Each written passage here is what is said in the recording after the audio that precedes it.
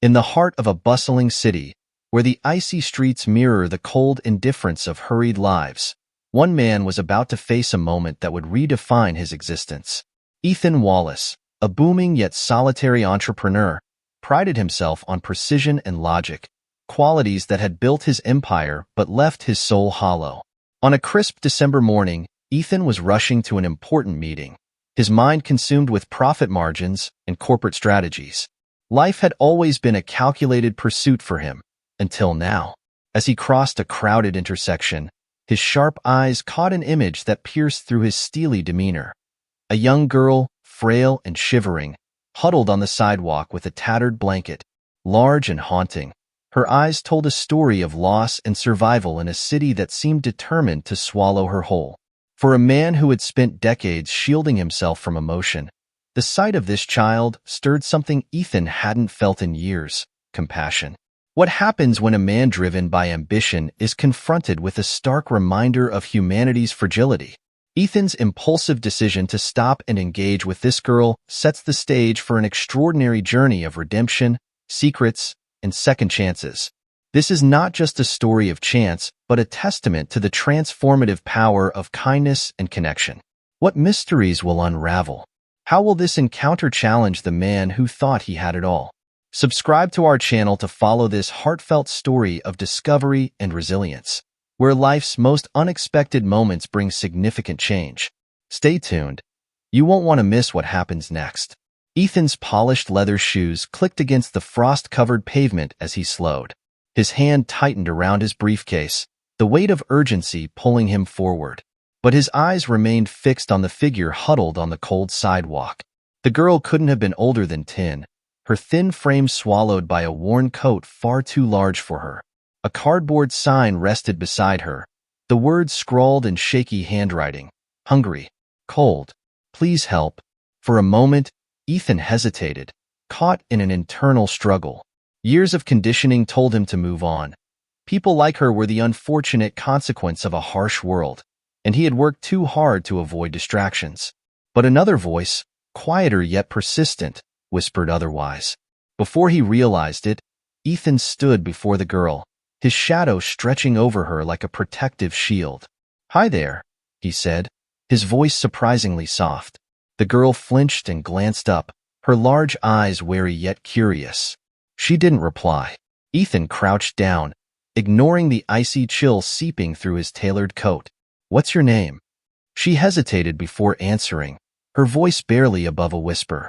"Mia." Ethan nodded, his gaze unwavering. "Mia, where are your parents? Why are you out here alone?" Her response came after a long silence, as if she were weighing whether to trust him. "They're gone," she murmured, looking away.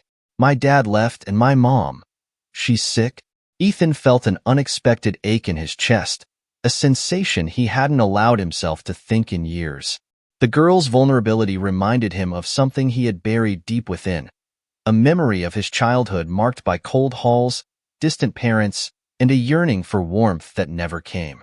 He reached into his pocket and pulled out a crisp $20 bill. "Here, get yourself something warm to eat." But as he handed her the money, her trembling hands didn't move to take it. Instead, she looked up at him with eyes that seemed far older than her years. "What's the point?" she whispered. "It won't last." Her words struck him like a blow. Ethan withdrew his hand, his thoughts racing. This wasn't just a child in need of a meal, but a child in need of hope. And for reasons he couldn't explain, he felt compelled to do something more. "Come with me," he said suddenly, standing and offering his hand. Mia recoiled at first, her instincts screaming caution. But there was something in Ethan's voice, a sincerity she hadn't heard in a long time. Slowly, hesitantly, she reached out and took his hand. The walk back to Ethan's sleek, high-rise apartment was silent. Mia kept her head down, her tiny hand gripping his like it was her lifeline. As they stepped into the warmth of the lobby, Ethan felt the weight of 100 curious stares from the doorman and residents. He ignored them, leading Mia into the elevator. His penthouse, a sprawling space filled with modern art and immaculate furniture, felt cold and sterile despite the heat. Ethan turned on the fireplace, grabbed a soft blanket, and wrapped it around Mia's shoulders. Sit down, he said gently. I'll get you something to eat. Mia sat stiffly on the edge of the couch, her wide eyes scanning the room as if she couldn't believe a place like this existed. Ethan returned with a bowl of soup and a slice of bread, setting it in front of her. She hesitated before taking a bite, her hunger finally overriding her caution. He watched her eat, feeling an unfamiliar sense of satisfaction as the color slowly returned to her pale cheeks. "Why are you helping me?" she asked between bites, quiet but curious. "People don't stop for kids like me." Ethan leaned back in his chair, the question catching him off guard. Why was he helping her? He didn't have an answer. All he knew was that something about Mia had stirred a part of him he thought was long dead. "Because everyone deserves a chance," he said finally. "Even me." As Mia finished her meal, Ethan began to ask gentle questions, careful not to overwhelm her. "Tell me about your mom," he said. "Where is she now?" Mia's face clouded. She clutched the blanket tighter around her shoulders. "She's in the hospital," she said, her voice breaking. "She got sick and I couldn't pay the bills. They said she'd get better if we moved to the city, but it got worse. Dad left because he couldn't handle it." Ethan's jaw tightened. He had heard stories like this before. A family pushed to the brink by circumstances beyond their control. But hearing it from Mia, seeing the pain etched into her young face, made it feel personal. "What about you?" she asked suddenly, her tiny voice cutting through his thoughts. "You're rich, right? Do you have a family?" The question caught him off guard. Ethan hesitated, his gaze drifting to the floor. "I don't have anyone," he admitted. "Not anymore." Mia tilted her head, studying him with a curiosity that seemed far too wise for her age. "Then why do you live in such a big place?" she asked. "It feels lonely." The words hit him harder than he expected. He opened his mouth to respond but was interrupted by Mia's sudden movement. She stood and walked to the window, her eyes fixed on the city skyline. "I used to think the city was full of dreams," she said softly. "But it's just cold." Ethan stood and joined her at the window, the weight of her words settling over him. "Maybe," he said after a moment, "but sometimes, even in the coldest places, you can find warmth." Mia smiled for the first time since she had arrived. A small, fleeting expression lit up her face. It wasn't much, but it was enough to ignite a spark in Ethan. He made a silent vow then and there. He would find a way to help this girl. But beneath that vow lay another unspoken resolution that scared him far more. Helping Mia meant confronting parts of himself he had buried for years, parts he wasn't sure he was ready to face. Little did Ethan know, this was only the beginning of a journey that would force him to reckon with his past, uncover buried secrets, and redefine what it meant to live a life of true purpose. The following day, sunlight spilled through the floor-to-ceiling windows of Ethan's penthouse, casting long shadows across the pristine hardwood floors. Mia was still asleep on the oversized couch, bundled tightly in the soft blanket he'd given her. Ethan stood by the window, his mind racing with possibilities, a steaming mug of coffee in his hands. He knew he couldn't simply return Mia to the streets, and providing her with a temporary refuge wasn't enough. He needed to do more. She had mentioned her mother was in a hospital, but which one? And how could he even begin to navigate a system that likely viewed Mia and her mother as nothing more than a statistic? As Mia stirred awake, Ethan greeted her with a warm but reserved smile. "Good morning," he said, his voice softer than usual. "I made some breakfast." Mia blinked sleepily before sitting up, her hair tousled and her face still pale from her time on the streets. The sight stirred something protective in Ethan, a feeling he wasn't accustomed to. He handed her a plate of scrambled eggs and toast, and as she ate, he broached the subject carefully. "You mentioned your mom is in the hospital," Ethan began, sitting across from her. "Do you know which one?" Mia hesitated, chewing her food slowly. "I think it's called St. Mary's," she said. "She was there when everything got worse." Ethan nodded, filing the name away.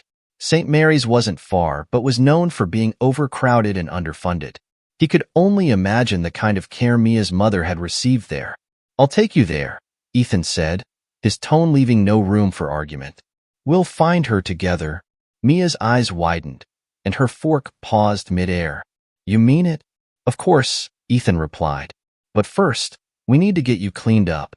Let's make sure you're ready to see her. For the next hour, Ethan helped Mia pick out clothes from the guest room wardrobe, which he had stocked with basics the night before. Once she was dressed and ready, he drove them to the hospital, his mind turning over the logistics of what he was about to do. St. Mary's loomed ahead, a gray and imposing building that seemed to echo the hardships of those within its walls. The air inside was sterile and thick with the hum of fluorescent lights. Ethan led Mia through the corridors, stopping at the reception desk to inquire about her mother. The receptionist, a tired-looking woman in her 40s, typed furiously on her keyboard. Maria Carter, Ethan said, providing the name Mia had given him. She's a patient here. The woman glanced at Mia, then back at Ethan. She's in the critical care unit, she said flatly. Room 204, second floor. As they made their way to the room, Mia clutched Ethan's hand tightly, her tiny fingers trembling. She hesitated when they reached the door, fear flickering in her eyes. It's okay, Ethan whispered, kneeling at her level. I'm right here. With a deep breath, Mia pushed open the door. The room was dimly lit, the beeping of monitors the only sound. On the bed lay a frail woman, her face pale and sunken, her breathing shallow. Mia froze, her lips trembling. Mom, she whispered, taking a tentative step forward. Maria's eyes fluttered open, and when she saw Mia, they filled with tears. Mia, she croaked, her voice barely audible. Ethan watched from the doorway, his heart aching at the reunion. The bond between mother and daughter was palpable, even in its fragility. But as he observed Maria's condition, a new worry took root in his mind. How long could she hold on? After several minutes, Maria's gaze shifted to Ethan. Who are you? She asked weakly, her voice laced with gratitude and suspicion. I'm Ethan Wallace, he said, stepping closer. I found Mia on the streets. She told me about you, and I wanted to help. Maria's expression softened, but a flicker of shame crossed her face. I never wanted her to end up like this, she said, her voice breaking. I tried to give her a better life. Mia sat by her mother's side, holding her hand tightly. It's okay, Mom, she whispered. You're here now. Ethan cleared his throat, his voice firm but compassionate.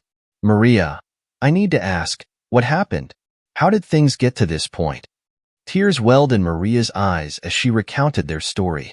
Her husband, overwhelmed by her illness and the mounting medical bills, had abandoned them months ago. Maria had tried to stay strong for Mia, but her condition worsened. Unable to work, she had no choice but to rely on the charity of strangers. I thought he would take care of her, Maria said bitterly, her frail hand gripping the hospital blanket, but he left her too.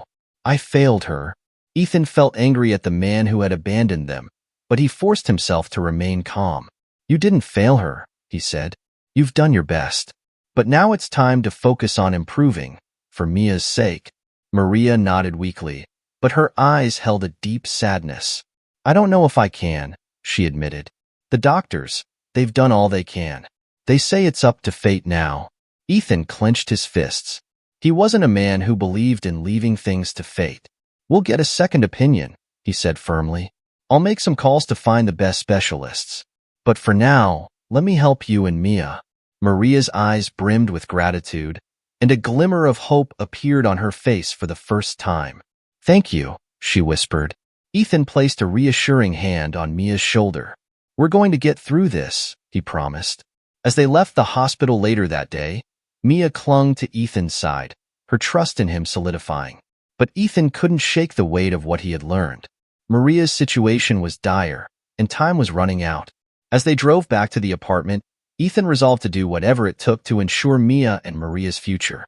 He didn't realize that his efforts to save them would also force him to confront his past, and the secrets he had worked so hard to bury.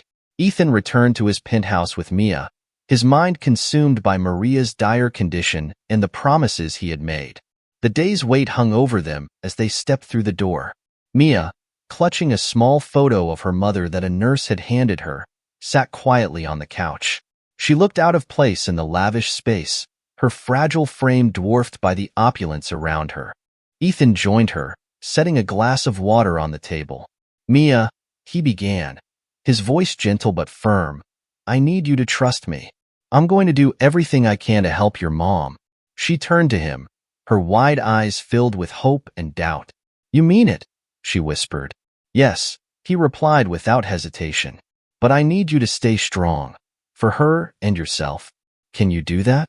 Mia nodded slowly, her small hands clutching the edges of her oversized sweater. "I'll try." Ethan gave her a reassuring smile. "Good. How about we make this place feel a little more like home?" Ethan and Mia worked together for the next hour to transform the sterile apartment. He brought out soft throw blankets, let her pick a spot for a small potted plant he had purchased earlier, and even found an old set of board games in a storage closet. Slowly, the space began to feel warmer, more lived in. As Mia curled up on the couch later that evening, Ethan retreated to his study. He picked up the phone and began making calls.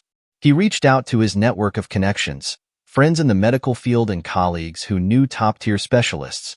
By midnight, he had secured an appointment with a renowned physician for Maria, who specialized in her condition.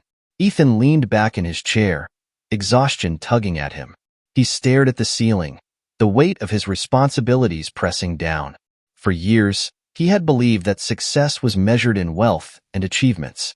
He realized it was about something more profound, making a difference. The following day, Ethan woke Mia early. "We're going to see someone who can help your mom," he told her. She didn't ask questions, simply nodding and following his lead. At the specialist's office, Ethan explained Maria's situation. The kind yet no-nonsense woman named Dr. Bennett listened intently before reviewing Maria's medical records. After a long pause, she looked up. "Her condition is critical, but there are options we can explore.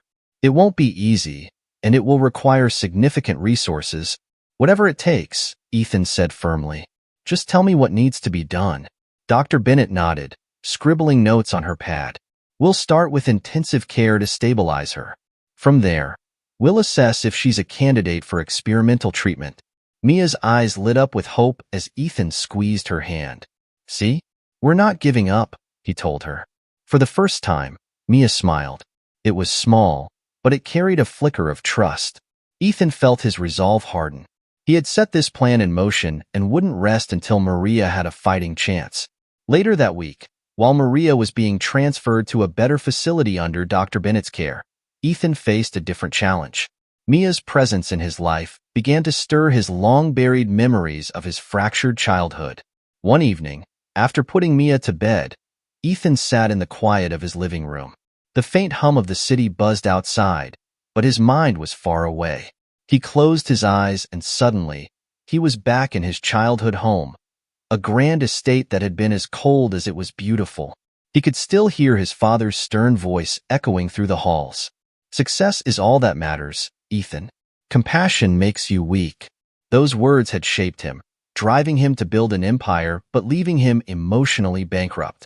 His father had been relentless, valuing control over connection, and Ethan had spent years trying to escape that legacy. But now, as he looked at Mia's small figure sleeping soundly in the next room, he realized he had a choice. He could continue down the path his father had carved or forge a new one built on care and humanity rather than cold ambition. The next day, while Ethan was working from home, Mia approached him timidly, clutching a piece of paper. "Can I ask you something?" she said, her voice small. "Of course," Ethan replied, setting down his laptop. She handed him the paper, which was a crayon drawing. It depicted 3 figures: a woman lying in a hospital bed, a little girl standing beside her, and a tall man in a suit. Above them, she had scrawled the words, "family together." Ethan's throat tightened. "This is beautiful, Mia," he said, his voice thick with emotion. "You drew this?" She nodded. "Do you think we can be a family? You, me, and Mom?"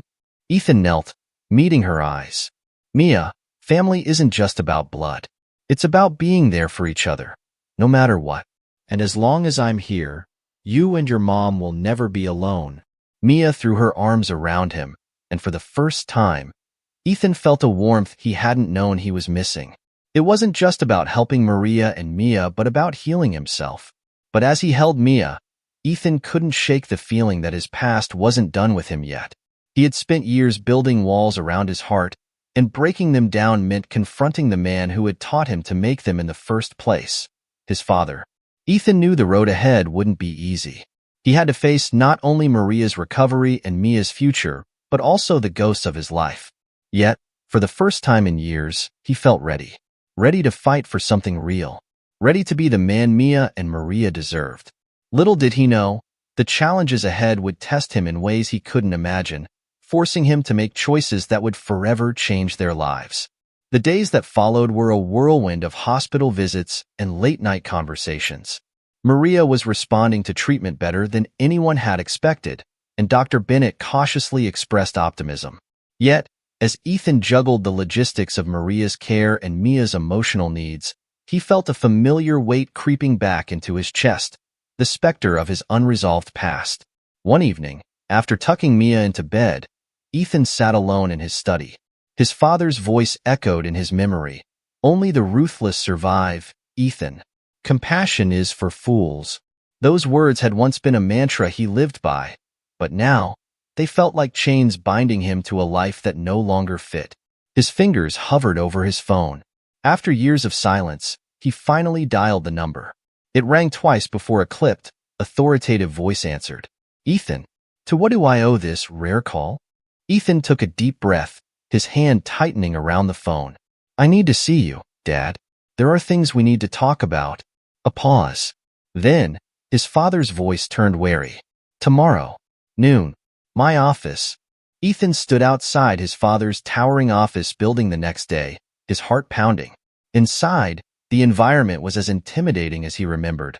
Polished floors, cold lighting, and staff who moved quickly and avoided eye contact.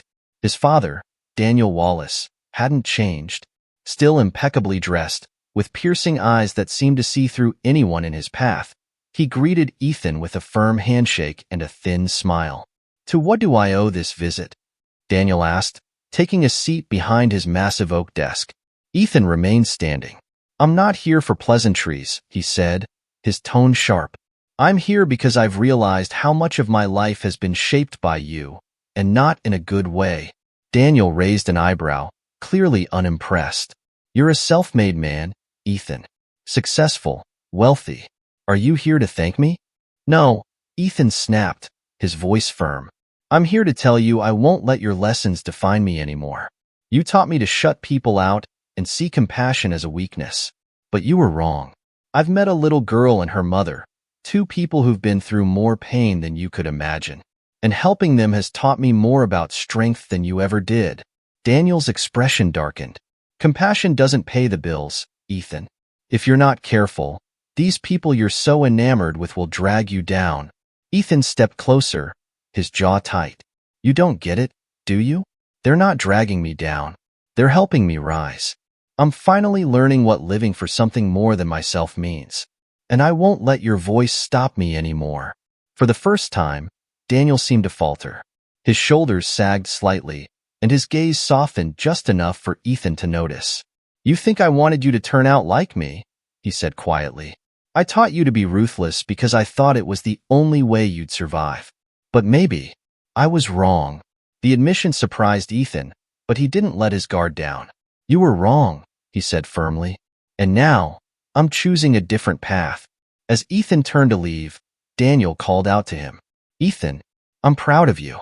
I don't say it often, but I am." The words stopped Ethan in his tracks. He turned, nodding once, then left the office without looking back. The visit hadn't erased the scars of his past, but it had loosened the grip his father's voice had on him. For the first time, Ethan felt free to define his future. The following week, Maria's condition began to improve significantly.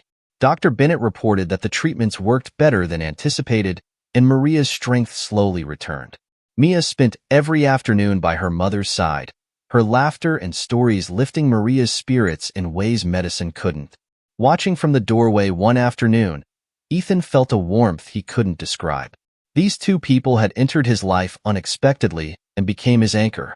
They had given him a purpose beyond boardrooms and profit margins. One evening, Maria asked Ethan to sit with her after Mia had fallen asleep.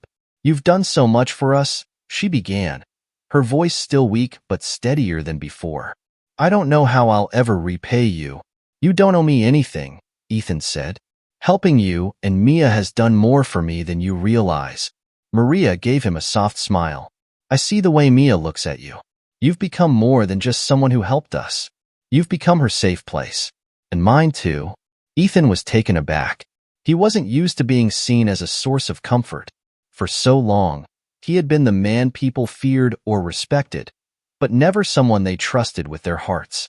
Maria, he said after a long pause, I want to be here for both of you. Not just now, but for as long as you'll let me. I've spent years chasing things that didn't matter. But you and Mia, you're what matters now. Tears filled Maria's eyes. We've both been alone for so long, she said softly.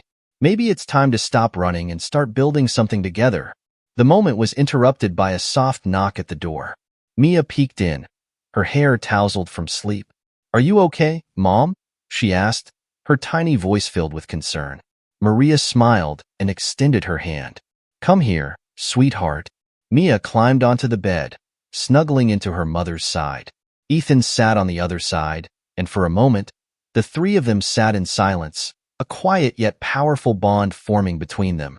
As the weeks passed, Maria continued to recover. Ethan arranged for Mia to attend a nearby school and ensured Maria had access to the best care moving forward.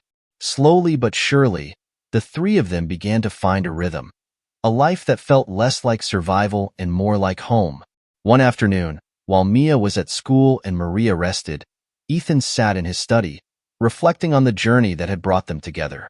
He thought about his father, the boy he had once been, and the man he was becoming. For the first time in years, he felt at peace. But Ethan also knew that their journey wasn't over. Building a life together would take time, patience, and trust. He was ready to face whatever challenges came next, knowing he wasn't doing it alone. Together, they were stronger. Three souls bound by chance, resilience, and the quiet, powerful promise of a new beginning. As weeks turned into months, Ethan, Maria, and Mia began piecing together a life that felt both fragile and beautiful. Maria's health steadily improved, and while she still had regular doctor visits, her energy and optimism began to return. For the first time in years, she smiled with ease, her laughter filling the spaces of Ethan's once sterile apartment. Mia, too, was flourishing. The little girl who had once been so cautious and guarded was full of life and curiosity. She thrived in her new school, making friends and bringing home stories of her day that she eagerly shared at the dinner table. Ethan found himself adapting to this new rhythm of life. It starkly contrasted the cold, calculated routine he had once known. Instead of late nights in the office, he now spent evenings helping Mia with her homework, playing board games, or cooking meals alongside Maria. One Saturday morning, Ethan suggested an outing. I thought we could take a trip to the park, he said over breakfast. Mia's been working hard at school, and we all deserve a break. Mia's eyes lit up. Can we fly a kite, like the kids in my class do? She asked. Ethan chuckled. Of course. We'll pick one up on the way. The day was perfect. The park was alive with families and laughter, the crisp air carrying the scent of freshly cut grass. Ethan helped Mia assemble the kite, and soon, she was running across the open field, her laughter echoing as the brightly colored kite soared into the sky. Maria watched from a bench nearby, her face serene as she saw her daughter's joy. Later, as the sun set, they spread a blanket for a picnic. They shared sandwiches and fruit, talking and laughing as the sky turned shades of pink and orange. For Ethan, the moment felt almost surreal. It was simple yet profound, a reminder of what truly mattered. Maria glanced at Ethan, her voice soft. Thank you for this, she said. For everything. Ethan smiled, reaching for her hand. This is just the beginning, he said. We're building something real, something worth holding on to. As their bond deepened, Ethan began to think about the future. He had always been a man of action, someone who planned meticulously before making a move. But now, he found himself grappling with a decision that was as emotional as it was logical. One evening, after putting Mia to bed, Ethan joined Maria on the balcony. The city lights sparkled below them, and the air carried the faint hum of life continuing far below. Maria was wrapped in a shawl, her hair gently tousled by the breeze. "Maria," Ethan began, his voice steady but filled with emotion. "I've been thinking a lot about us, about what we've built together." She turned to him, her expression curious but calm. "What's on your mind?" He took a deep breath, reaching into his pocket and pulling out a small velvet box. Opening it, he revealed a simple yet elegant ring. "I know we've been through a lot," he said, his voice thick with feeling. "But I can't imagine my life without you and Mia. I want to build a future with you, not just as someone who cares for you, but as someone who loves you." Maria's eyes filled with tears as she stared at the ring, then back at Ethan. "Ethan, she began, her voice trembling. "You don't have to answer now," he interrupted gently. "I just want you to know how much you both mean to me. This isn't just about us. It's about giving Mia the kind of family she deserves." Maria reached out, her hand trembling as she touched the ring. "You've already given us so much," she whispered. "But this feels like hope. Like something I never thought I'd have again." Ethan smiled, sliding the ring onto her finger. "Then let's take this step together. We'll figure it out one day at a time." Maria nodded, tears streaming down her face as she leaned into him. "Yes," she whispered. "Yes, I want this." Ethan felt a sense of peace that night he hadn't known in years. The road ahead would still have challenges, but for the first time, he knew he wasn't walking it alone. They were building something new, something that would weather any storm. As he stood on the balcony, Maria by his side and Mia's laughter still echoing in his mind, Ethan realized that the life he had once dismissed as a distraction was now what gave him purpose. Together, they were a family, and that was all that mattered. As the days turned into weeks, Ethan, Maria, and Mia began planning their next chapter together. Once a temporary refuge, the apartment had served them well, but Ethan felt it was time for something more, a place they could call home. One evening, Ethan brought up the idea over dinner.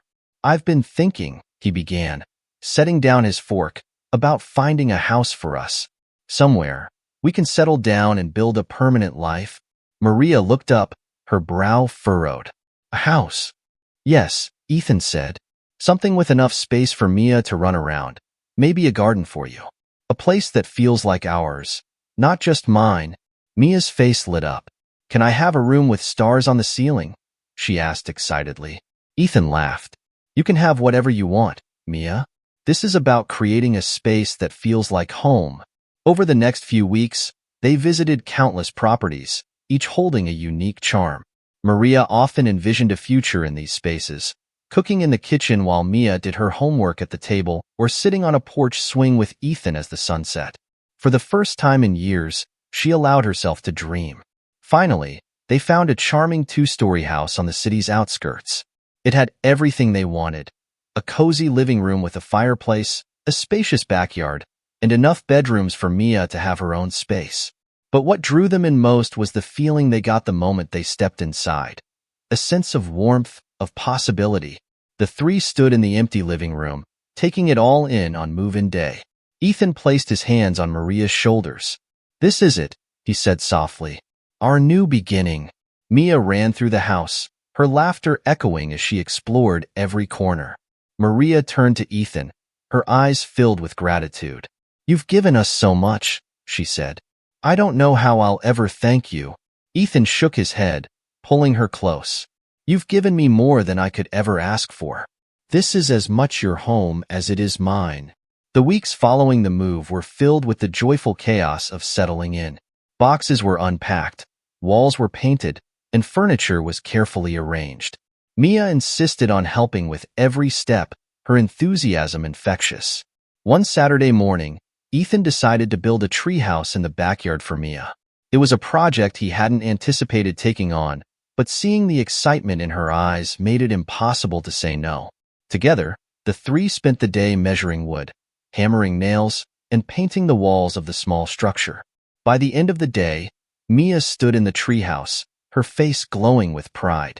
"This is the best house ever," she declared, peering out from the little window. Maria laughed, brushing a smear of paint from Mia's cheek. "It's perfect," just like our family. Watching from the tree's base, Ethan felt a deep sense of fulfillment. This was what life was meant to be, a series of small, meaningful moments strung together by love. But as they settled into their new routine, Ethan couldn't shake the lingering fear that their happiness might be disrupted.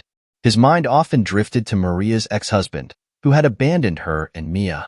Though he hadn't resurfaced, Ethan knew the world had a way of bringing back unresolved conflicts. One evening, Ethan sat down with Maria after Mia had gone to bed. "I need to ask you something," he said, his tone serious. "Do you think he'll come back? Your ex?" Maria's expression darkened, and she let out a shaky breath. "I don't know," she admitted. "He's unpredictable. But if he does, I know we'll face him together." Ethan nodded, his resolve hardening. "I've taken steps to ensure we're protected. Legal measures, security systems, whatever it takes. I won't let anyone threaten the life we're building." Maria placed a hand over his, her eyes filled with emotion. "Thank you," she whispered, "for everything." Ethan received a call the next day that sent a chill down his spine. The voice on the other end was from an investigator he had hired to keep tabs on Maria's ex. "He's been spotted near your old apartment," the investigator said. "We're monitoring him, but you should be cautious." Ethan's mind raced. He knew they were safe in their new home, but the news unsettled him.